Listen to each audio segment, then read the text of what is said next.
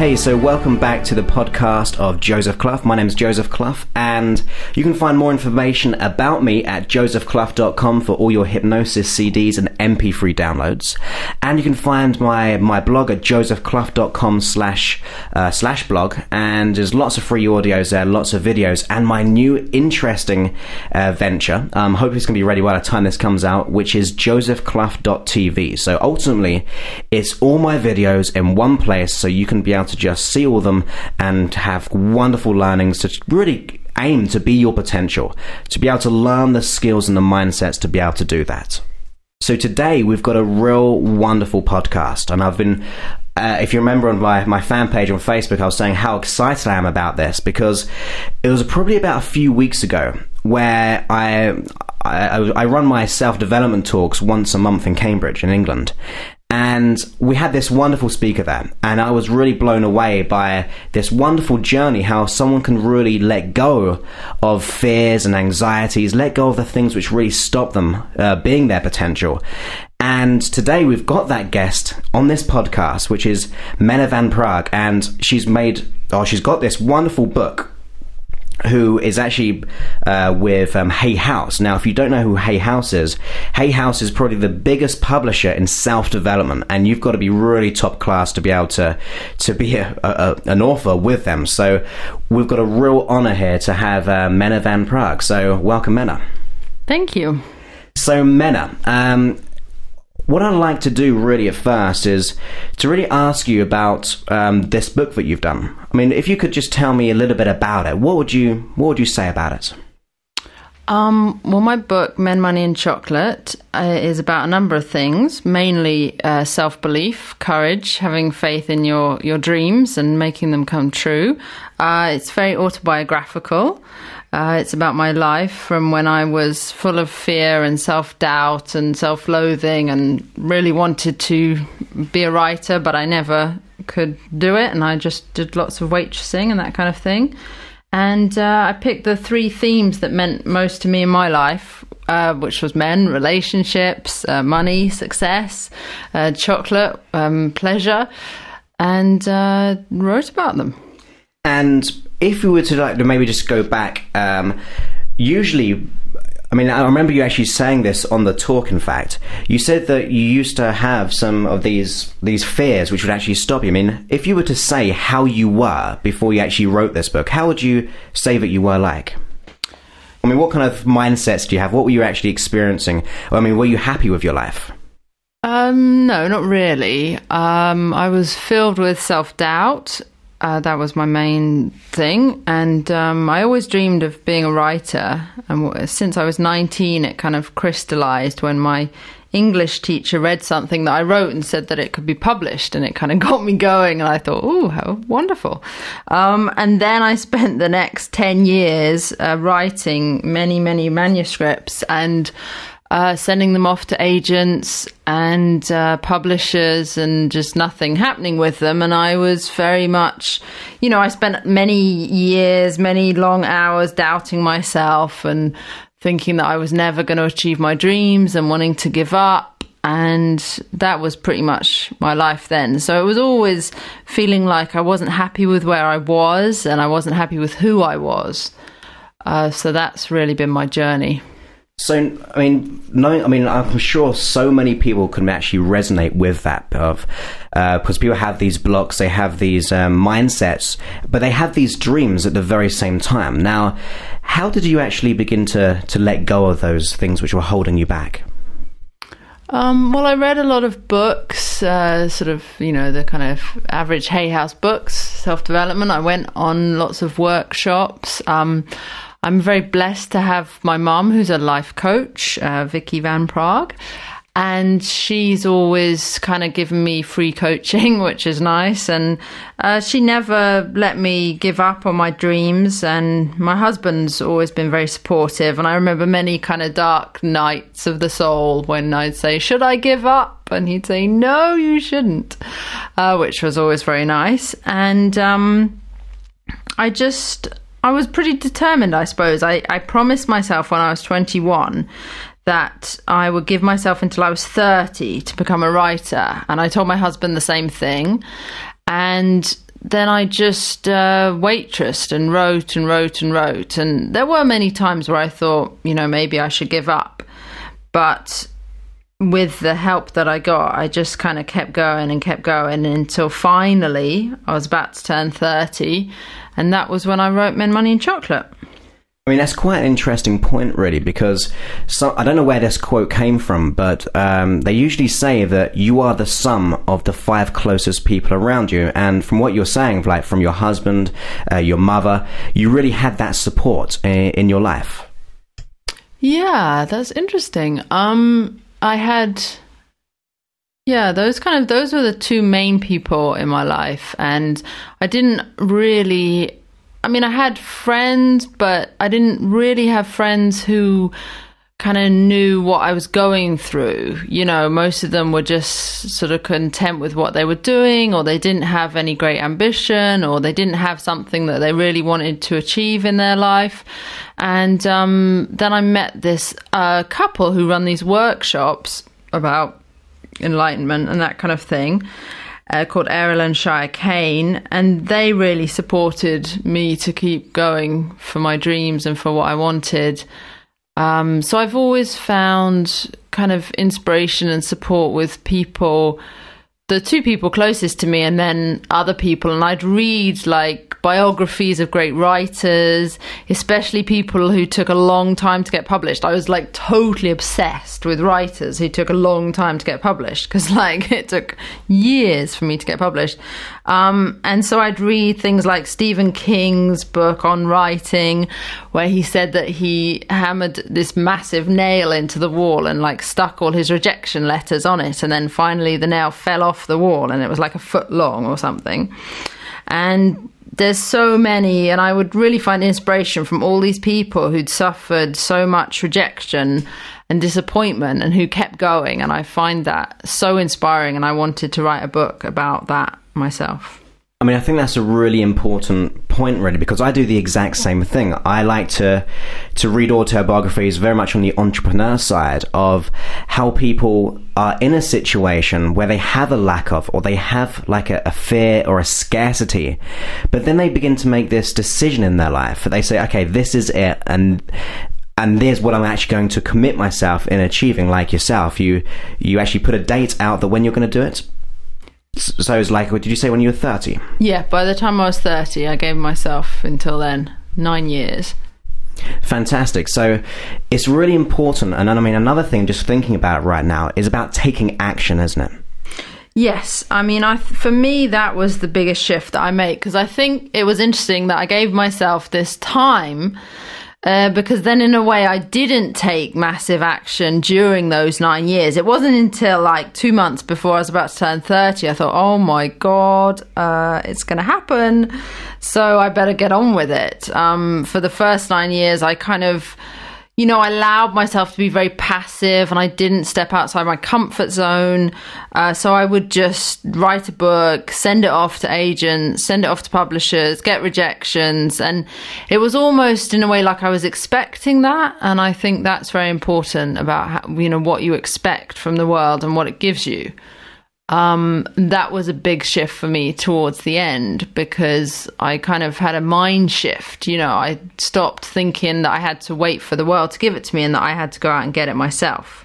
I mean, that's something that I always say, because whatever you focus upon, whether it be good or bad, you're actually sending your unconscious mind and your conscious mind to find that answer. So I guess if you're focusing on rejection letters, then the chances are you're going to begin to receive more and be less opening. And then when you make that decision inside that actually, I'm going to really go for this now, that's when things begin to actually manifest in your life, I guess.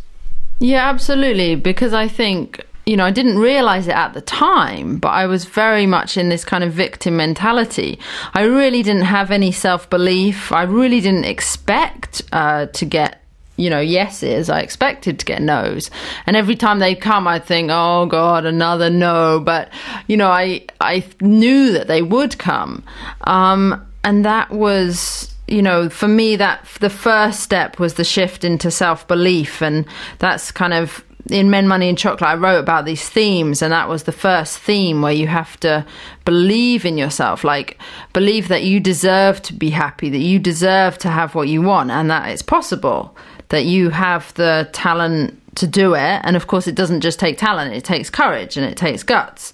And I think, you know, the main message in my book is about having courage and about taking massive action and about not being a victim anymore, not being passive, but like believing in yourself and stepping out there into the world and saying, look, you know, I'm worthy, I'm deserving. And it's so funny, because if you'd have spoken to me like, you know, 2 years ago and said, oh, you're going to sell a book and it's going to be translated into 18 languages and like sold in 30 countries, I just would have laughed at you.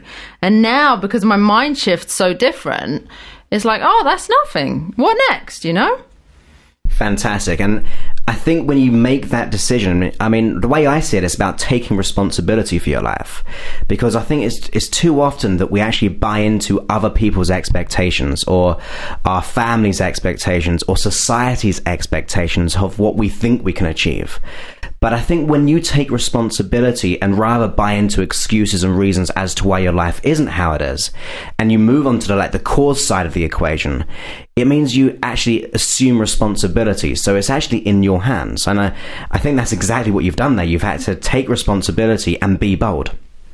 Yeah, no, I absolutely agree with that, taking responsibility, because then I would start to meet a lot of unpublished authors and people that went on various courses, and there was sort of a general passivity about them and a general kind of blaming of the industry.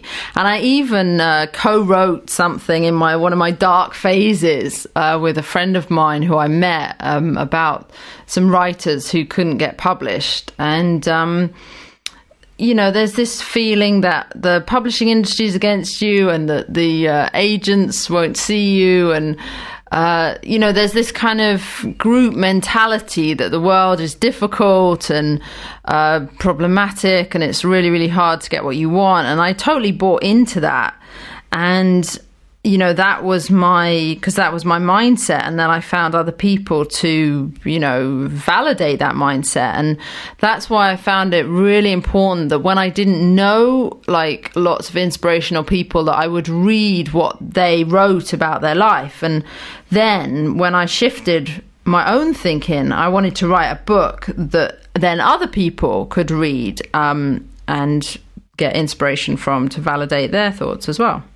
So, I mean, obviously, as you're talking there about author or becoming an author, but I guess this actually means for every area of our life. So when it comes to our health, so if we have a number of bad experiences, then we begin to buy in that our body is always going to be this way because we haven't shifted away. Or maybe we've had a bad relationship with a man or a woman, and then we begin to make a label that all men or all women are this way. I mean, could you say that's the exact same type of thing? Absolutely, because the other thing, one of the other main themes in the book is about relationships, and I think a lot of people have been through this kind of same relationship pattern over and over again, and they just think it's always going to happen the same way, and it's always going to be like that.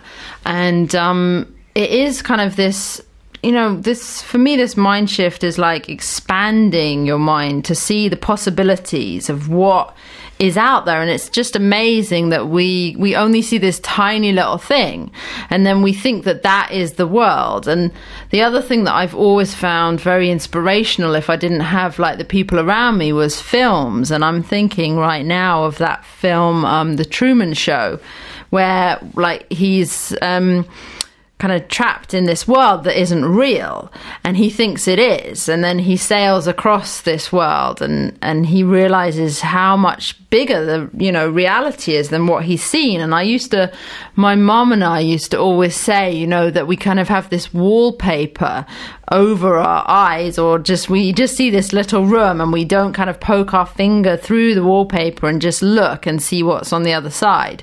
And that was really summed up my life, because for those years that I didn't believe it was possible to get published, that was my wallpaper.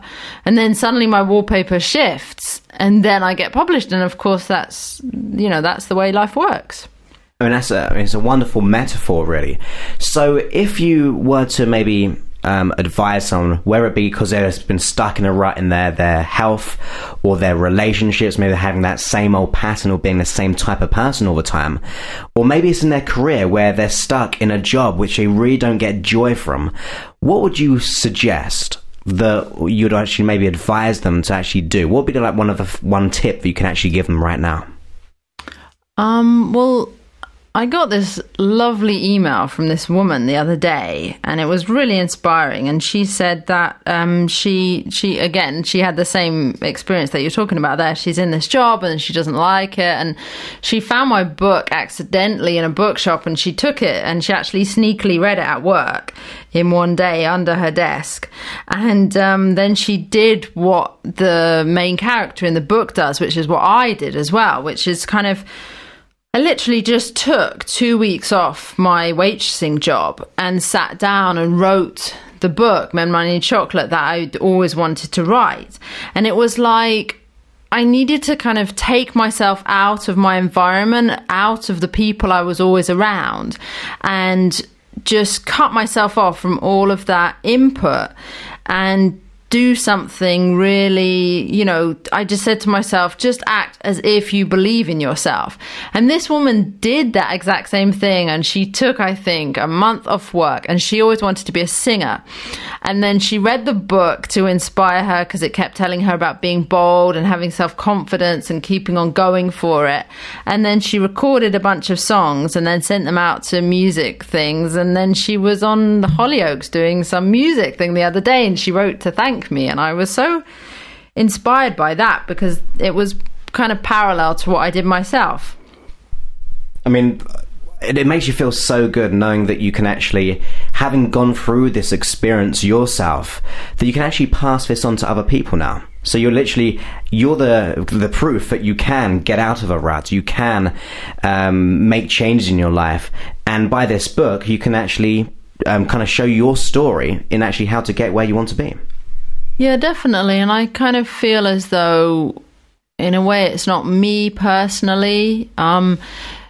It's like we're all kind of, I don't know, like visitors in this world, and we can all help each other. And it's, we kind of, not we're obligated, but we all have gifts that we can give. And it's like, I read this wonderful quote. I think it said that it's the Girl Guides in America used the quote or something, that what you have is your gift from God, and what you do with what you have is your gift to God, and obviously to the rest of the world. And I really feel that, once you start taking responsibility for your life, and once you start kind of going out there and sharing yourself, you're giving your gifts to the world. And it's like, and of course you're giving your gifts to yourself, but you don't kind of feel it from an ego point of view. You just feel blessed that you're able to express yourself. And one of the other themes in my book was about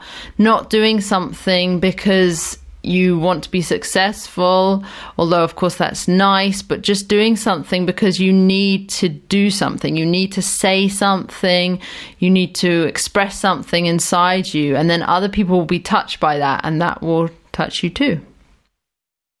So we've talked really about taking responsibility and being bold, and to really focus on what you want. And we briefly just touched upon about changing our career, but obviously within the book title, you've actually put men there. So I guess this book goes into relationships. I mean, what can you tell me about relationships? Yeah, that was for me a really important theme, because when I was reading inspiring books, I read a lot of books, things like The Alchemist and The Celestine Prophecy and that kind of thing. And all these books were written by men and had male characters in the lead. And I really felt like I wanted to write something for women that kind of addressed the particular issues that women have. And for me, the main thing was that kind of connects in with your creativity.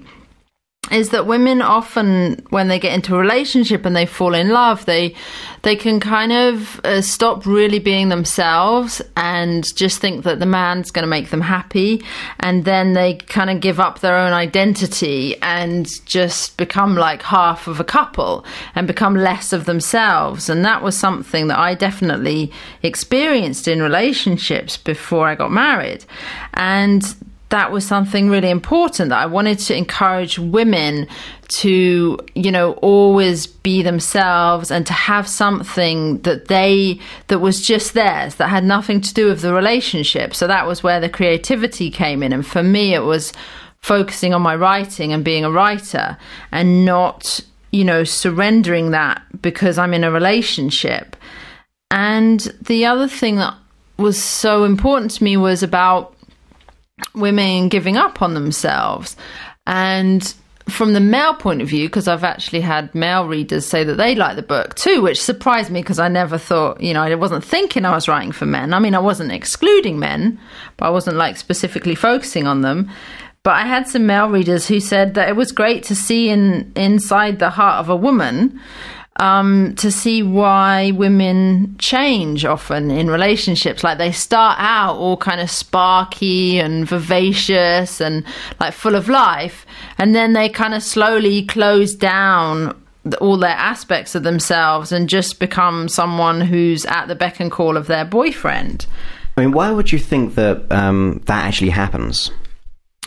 I don't really know, psychologically speaking. I think it's just, in a way, a lot of the ways that girls are brought up in order to, not have self-belief and just think that they need to be validated from the outside instead of the inside. Obviously, that happens with men as well, but there's so many of my friends who they're like totally bright and sparky, and then they get involved in a relationship and suddenly they don't call you anymore.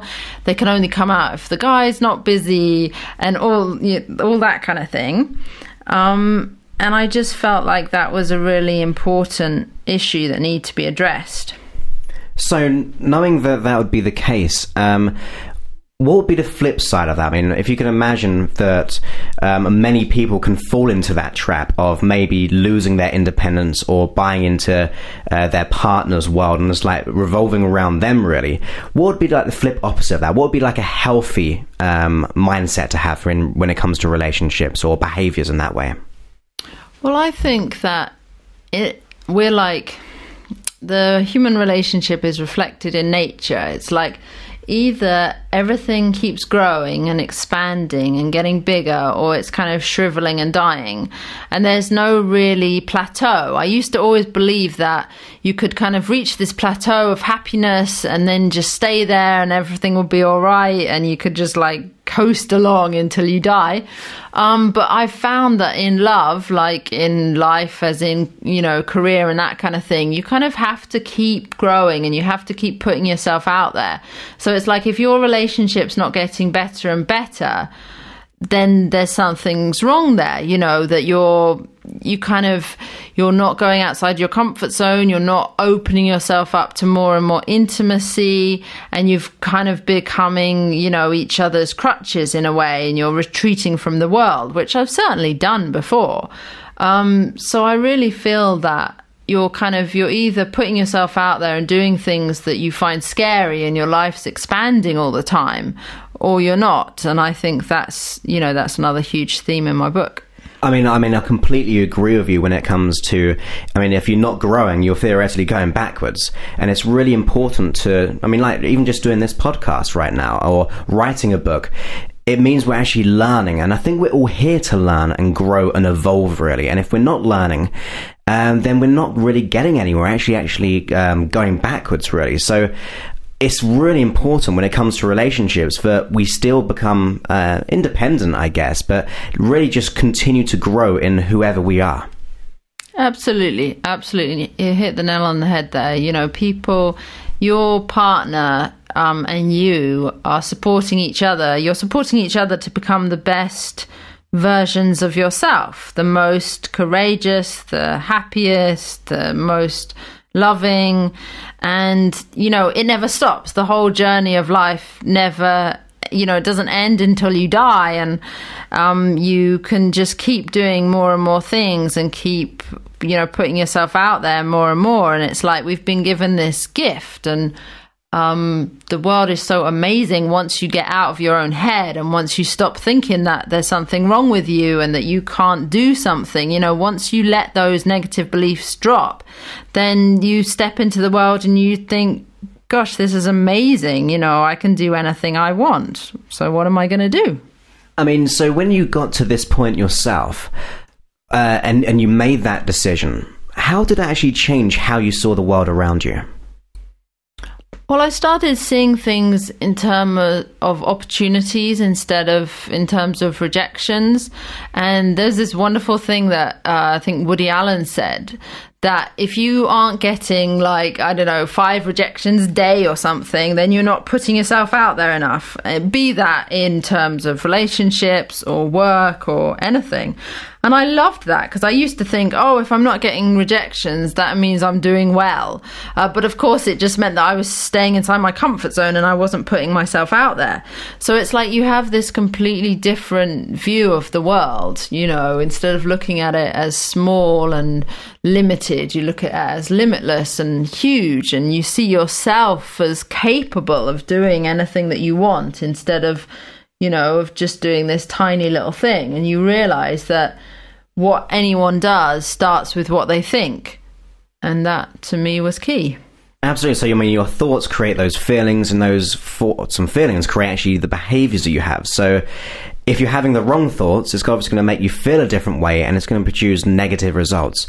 Now, another thing that I remember you talking about this book, as well as on the talk itself, was this, and you briefly mentioned it about rejection, but it's important to see it not as rejection, because I remember, I don't know if it's a complete true story, but about Edison and the light bulb, and an interviewer asked him, how many times did it take to actually produce the light bulb? And Edison said it took around 10,000 attempts. And the interviewer said, well, you failed 10,000 times. And he said, well, no, I didn't fail. I just knew how not to do it. So that means I was one step closer to actually making it happen. And to me, it's a complete shift in mindset that there is no such thing as failure, but actually just feedback of knowing what not to do, or to actually learn from it and actually grow. Absolutely. I mean, I love that story. That's the kind of thing that I would, focus on while I was getting all those rejection letters. And it's like so many people think that if they don't, because I used to work for the BBC sometimes as freelancer, and I'd get loads of book submissions and that kind of thing. And they'd, so many people would think that they needed to get their first book published or their first film made. And they just didn't have any idea that, someone else said that you need to write 1 million words or something before you find your true voice. And, most people will have at least 6 manuscripts in their drawers before they get their first book published. And, it's like running a marathon or anything else like that, because my feeling is that if it happens too easily, then you haven't learned all the things that you need to learn. It's kind of, the point is not to be successful, just the point is to grow as a human being. And the things that I did to get published have really helped me grow as a human being and helped me have, an amazing life. And I think that that's why it's so important to not give up, because that makes you who you are. I mean, I completely agree with that. I mean, it's wonderful to actually be able to talk to someone who's gone through this experience. And I'm sure as you're listening to this, you can really resonate of how we can actually begin to grow ourselves. And it is really about growing, taking action and focusing upon what we want, and really about surrounding ourselves with the people who can actually support us, so we can lift up this illusionary veil of what we perceive to be true, and actually then begin to see our true potential. So finally, I think it's really important to be able to allow the listeners to know about how they can maybe contact you, how they can actually get the book, and really about how they can actually make further changes in their life. So if you were to just tell us how we can actually contact you, how would that be? Well, you can find me on Facebook, Menna van Praag, so that way you can contact me. And you can go to my website, www.mennavanpraag.com, and read the first chapter of my book there on the website, and then that's where, whatever language you want it in, then you can go from my website and buy it like that. Fantastic. And what I'm going to make sure that I do is obviously put all the links on my blog and all the information there. So if you haven't got all that already and you didn't have a pen and paper to hand, I'm going to make sure that you have all those details there. So once again, you can continue to grow. So finally, I'd like to thank you, Menna, for coming to my studio kind of thing.